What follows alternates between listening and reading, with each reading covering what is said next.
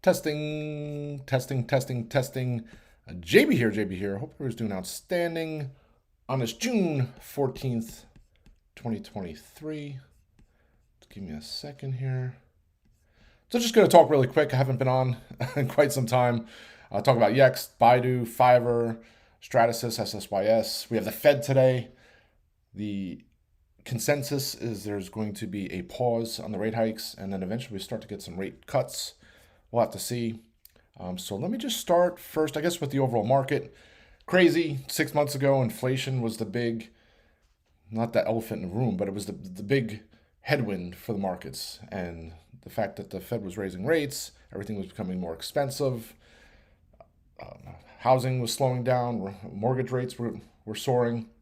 It was I guess you would say, a concoction for a recession and a big bear market. We had that sort of, and you take a look at the start of 2022, we had the big pullback into October, and then the October lows. Since then, the market's technically in a bull market, and the Nasdaq now is up over 30% so far this year. And typically, when you have these kind of gains heading into the after the first half of the year, it bodes well for more gains into the end of the year. So who knows if that's the case? We still have Ukraine, Russia, geopolitical tensions. We'll have to see how this all plays out. But I was surprised to see the SPY over 430 this week, with its move just into the 420s last week. So heading into today and the Fed meeting, there's a little concern, or at least a little caution, that I think maybe even if the Fed puts a pause on rate hikes, that we might have some kind of consolidation or pullback, maybe back down to 435 or so. That would be ideal. I wouldn't want to see a bigger pull. Of course, I would love to see a rally up to 440 and keep going. Don't get me wrong, but certainly a possibility. I think Powell's going to come out almost a little dovish at his presser at 2:30. There's not going to be a rate hike, and then you'll start to see these calls for rate cuts, the estimates to start ratchet up as the year goes on. So maybe you get a rate cut the last meeting of the year, especially if inflation continues to go where it is. CPI came in lower than expected yesterday, PPI lower than expected today. And interesting. Funny that everybody was talking about inflation and a recession and the market's going to crash, and now all of a sudden it's going to move on to some other headwind. Who knows what that is? We were talking about a financial collapse. These small regional banks getting runs on their funds. That was going to cause the market collapse. No one's talking about that anymore. We had those crypto. I'm trying to think the exact names of the companies, but they're not coming to my head really right now. But that was another headwind, right? Earlier in the year, the folks who took all these funds and angel investors and things like that took all this billions of dollars to fund these crypto names, and those turned out to lose all their money, and no one's talking about that either. So we'll have to see how that all plays out. So first, I'll talk about Yext, and what a crazy move for Yext on its earnings. Stock was $8-9, was just kind of churning there. I was saying for the last couple months that, just kind of having a little fun with it, but saying Yext is next in regards to another AI play, or play on this AI hype and boom that's going on. And then finally, AI, Yext reports earnings last week, cites AI as a big reason for their earnings beating estimates, and they've raised guidance. Just a great report. Yext was one of my top 5 stocks. I don't know if it was a half-year stock in the middle of the previous year, or hang on one second here, just got an echo. If the previous year, or if it was the start of year, but it's a great story. And here's a company that's been around for quite a long time. If you have a website or a business, they can help automate a lot of your back-end stuff. So for example, if you update your store hours, it'll make sure that your store hours are populated on all the Yelp or Google Maps, things like that. So you don't have to worry about that stuff. There's more to it than just that, but that's just a quick snippet of what Yext does. But there's going to be a high demand for that, especially as people realize there's systems and opportunities to take advantage of efficiencies that'll make your business run easier. You don't have to spend time worrying about changing your store hours on all these websites when you have a system and a service that will do that for you. So great platform. Sitting here, it looked like a bull flag was playing out, and well, it still looks like it might play out here. So bull flag, technically or typically, you take half the flag, which would be I think it's 950 all the way up to 1450. So you're talking a $5 move, and then you divide it in half, so it's 250. So I think at some point this heads to $17. I don't know if it's gonna be this week or next week, but I'll continue to play for that move. But love the Yext story. Yeah, finally, Yext was next, and finally it took off.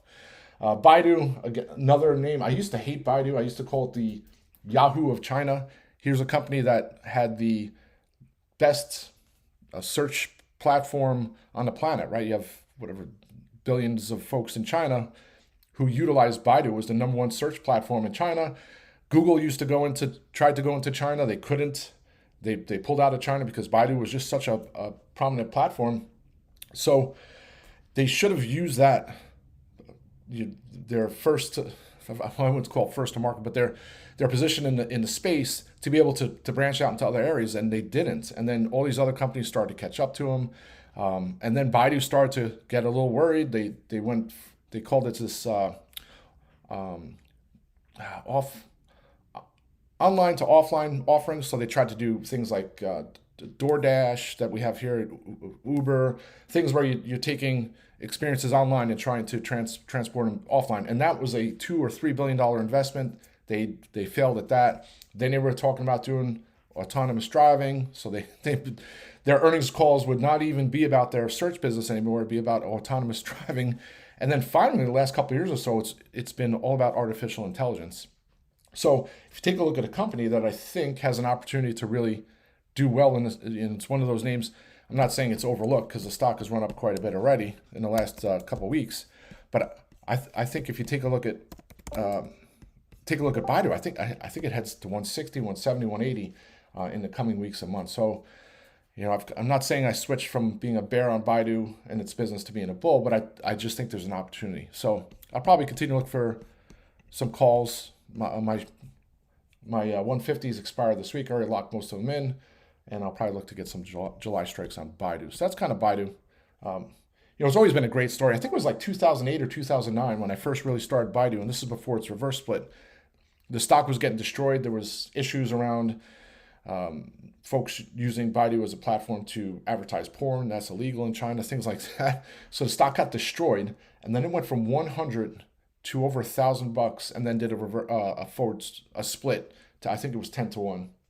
So it was a great growth story. I'm not saying we're at the fringes of another huge move from the hundreds to 1,000, but I do think there's an opportunity to play for upside. So that's Baidu.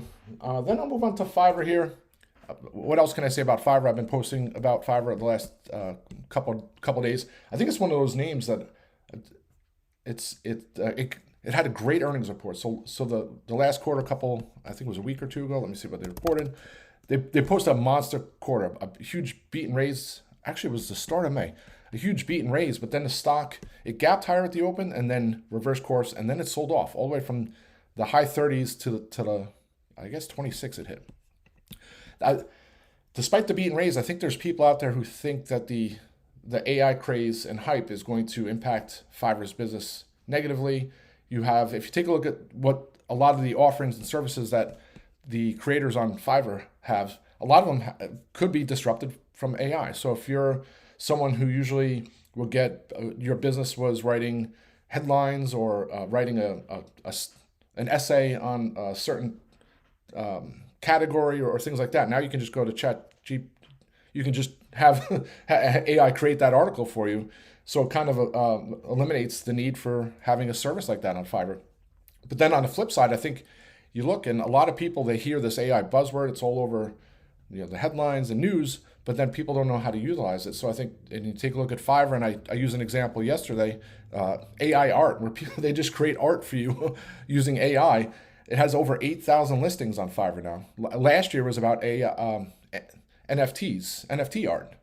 So to me, it's just a shift from, their business is not going away. It's just that demand's going to shift from things that folks used to be able to do without AI to things that people can now do with AI and need assistance. So, it's not like you don't have autonomous taxis taking over the entire United States and Uber and Lyft losing their business. So that's a totally different situation. So at some point, I still have some Junes. Was hoping to lock some of my Julys in today, but the stock's down a little over 2%. I'll probably wait. But I think this heads back over $40. So that's kind of my bull case on Fiverr. I mean, the company, their margins have been soaring, and it's this gig economy. It's not going away, and Fiverr's front and center. And I think this AI hype and boom is going to just bring more people to Fiverr and find out, wow, Fiverr can do this for me, Fiverr can do that, and just I think it's a good thing. So, and surprising that folks sold the stock off, similar to what folks did with Wix.com. Similar situation where people are selling it off based on looking out to the future and saying, wow, AI is going to kill the website development providers, people like Wix. But I think it's further from, I think it's the complete opposite. So that's that. So that's Yext. That's Fiverr. Talked about Yext, BIDU, SSYS, one of my favorite stocks over the last many years. I think the 3D printing space is not is something that's going to be around forever and become more prevalent. You've seen these stocks sell way off their high, multi-year highs, competitive concerns and spending and things like that. But you take a look at SSYS and finally trades at a very inexpensive multiple. You have consolidation in the market. You already have Nano Dimensions and then DM trying to put an offer to buy SSYS. First it was 18, then it was 20, and then they pulled back their offer, but now they're standing pat at $18. SSYS is buying DM, and then DDD wants to buy SSYS for at the time of the share price of that, DDD was $25. Now it's about 19 or so. But all this I think just bodes well, and I think SSYS is the premier market leader in the space. And I think if you look at a name that's going to benefit from this consolidation, it's SSYS. So have those July 20s. I'm not going to add anything more yet until maybe it gets some kind of other catalyst like a buyout or maybe higher buyout offer from another name. But I always think back when I really started to look into some of these 3D names, GE I don't know if he's still the CEO. I'll have to go look back. But he said, if there was a regret, it was that they didn't buy one of these 3D names many years ago. And here they are trading at, SSYS is not your multi-year low. It's off its lows, but still quite less expensive than it was in 2013. So that was the thought process on SSYS. I'll continue to play that for higher. I'm trying to think what else I have here. TERN and VKTX. Take a look at VKTX this morning, down to 2266. I had someone post on Twitter like it's a very volatile name. I wouldn't say volatile, but there's a high short interest. There's a lot of people who have sold calls to open. A lot of people have vested interest in the stock going down. So it's going to be volatile, especially when there's low volume, not a lot of people, not a lot of bidders coming in. So it's down. Today will be 4 days in a row if it closes in the red. But it hit I think it was 25.75. So that's a key area. It's had these pullbacks before. It had it back. I guess the middle of May, it went from 25 down to nearly 20. Went all the way back up to 25.75 multi-year. Well, actually, all-time high close it had last week. And here it is pulling back a bit. Just an opportunity. I think it's over $30. This, this weight loss, Ozempic, and all these other brands that have really caught fire. It's not going away. And you take a look at VKTX, going to be one of the first oral weight loss solutions. We'll find out at the end of this year. But if that's the case, it doesn't even factor in their NASH. And their NASH just came out with some great data. And then you have MDGL, which kind of just bodes well for similar properties of their drug to VKTX's. So I think this goes much higher. And then TERN, similar story. The issue with TERN, it's early stage. So you're looking many years out for revenues, approvals, phase 3 studies, things like that. So when that's the case, it's very easy for these folks to come in, especially people who are looking for an opportunity to short a name that doesn't have revenues and things like that. They think it's easy an easy opportunity. But I think TERN trades into the 20s. I'm not saying that this week or this month, or maybe into the end of this year. And then we have the catalyst possibly of a MDGL buyout from one of these big bio companies. So we'll have to see how this all plays out. But I love those names. I'll put MDGL on the watch list. At some point, that thing is going to go back over $300. It's just the premiums are expensive, so it's hard to play. But at some point, I look for that. I'm trying to look at some other names here. I mean, take a look at ROKU. ROKU's going to close higher for the 13th straight session. Just remarkable. I put it on the watch list a couple weeks ago, the last couple weeks. I said at some point Roku's going to embark on a 10 to 15% rally. Let's see what ROKU is, because I can put it up here. But I bet you it's up 30% plus over the last 13 sessions. Let's see. But another great story, you saw what happened with Netflix. Everybody said Netflix is done, it's over. And then you have a report from the Wall Street. Well, actually, there were a couple of analyst upgrades, and then you have Wall Street Journal coming out saying that the switch over from the password, where people could share passwords and just eliminate, so you can only have one user, is really seeing an increase in subscription ads, which they say is at the highest they've seen in quite some time. 1, 2, 3, 4, 5, 6, 7, 8, 9, 10. So it must be May. Let's just put May 29th. I'm just trying to find out the 13-day gain for ROKU. So we put in June 14th. Well, NASDAQ's up 5% over the last 13 days. And let's see what ROKU is. ROKU is up 33.69% over the last 13 days. So it wasn't 10 to 15% rally, it was 33%. Hopefully it continues to go. And at some point I look to add some later dated strikes. Yeah, I mean, the competitive landscape in streaming, it's there's more content out there than ever. So if you're trying to use the competitive landscape as a reason to short Netflix, I mean, that story is, the market's forward looking. The story's already here. I mean, every single provider that has had an opportunity has created a plus service. So it's not, it's not going to change.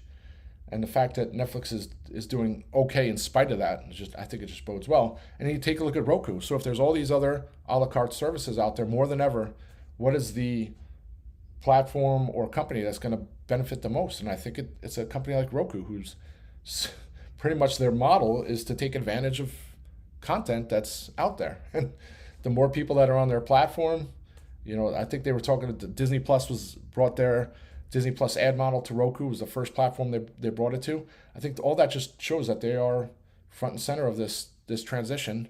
Who put it? I think Wedbush came out this morning with a positive note on Netflix and Fubo. And again, Fubo's another name, right? So, I wish I would trade Fubo. It was down here at $2. Is it still $2? But it's another name that people are switching. Everybody's used to, especially as the generations move on and years go on, the folks who are used to having a cable box or a set-top box to provide their content, that all goes away. And as long as you have Wi-Fi and your TV has some kind of app, or whether you're using Roku platform, whatever, now you take that box away, it goes away. And these are companies that, take a look at Roku. You can have Fubo, you can have YouTube TV, you can have Hulu Live, you can have all these things.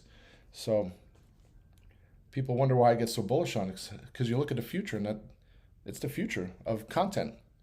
And that's having a platform that you can watch all your Netflix, your HBO. Well, I don't think it's HBO Max anymore, right? This is just called Max, which is mind-boggling, because you go to the App Store and it says Max, but then it says HBO Max in the description. So why would you've already ruined the HBO genre, that name, because HBO was known for their great content. And then now you're stepping back with anyway. And then I had to log in to create a new HBO Max ID. It was just a whole snafu. But HBO Max, Amazon Prime, Hulu, Netflix, Peacock, Paramount, the list goes on and on. So how do you get a platform that takes all those together and gives it, easy to access format, and that's Roku. And then Roku just monetizes it via ads, takes a little cut when you sign up for the Disney Plus or whatever. And anyway, so I think that's it. I'm trying not to rant too much here. Missed a move here on Axum, AXSM. Upgraded this morning. Well, actually, it was after the close yesterday. But it's not the first or second upgrade it's had. So it's surprising it's up here nearly 6%. Wix is up nearly 5% today. Intuitive Surgical and some of these med tech names rallying because of this, the United Healthcare, which is getting destroyed today. But on their conference call, supposedly they made some positive comments around the med tech space. So that's something. I wish I grabbed ISRG at the open, but I missed that, so I'll pass. And I have quite a few positions, so I don't want to be in a situation where I'm trying to scramble to exit if there's some surprise at the Fed meeting, the Fed statement at 2 o'clock or the Fed presser with Powell at 2:30. So I'll probably just sit on my hands until the afternoon unless I could have an opportunity to lock some of my calls in, maybe on BIDU or if FVRR gets back up, which doesn't look like it's doing right now, and go from there. I think that's it. Let's have a great day, folks. I'll try and get back. Rock and roll.